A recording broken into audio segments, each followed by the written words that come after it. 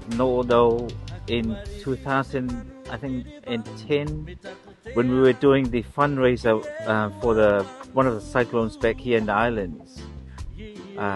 That's where I met Noo when he was organizing the fundraising, and we were playing there. When I first met him at this concert that when we were doing the fundraising, he was talking about how he loved the music we were playing, and he wanted us to get involved with what he was planning to do in terms of the Cook Island music and Rarotonga music. Yeah.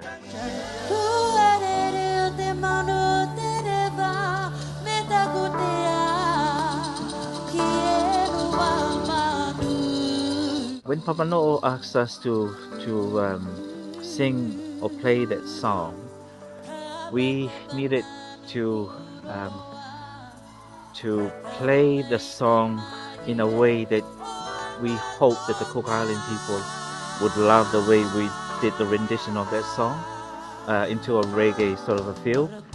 And I think the first time we did the song was back in the first Te Amavanui Awards in Auckland.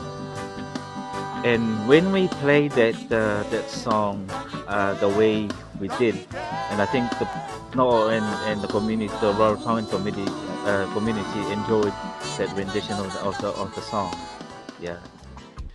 When Noo asked us to come and assist and help with this celebration of the 60th independence in Cook Island, he gave us some songs, some classics, Rarotongan songs to play the way we play. And so we have practiced some of those Rarotongan songs, and which we'll be performing while we're here in Rarotonga. Oceania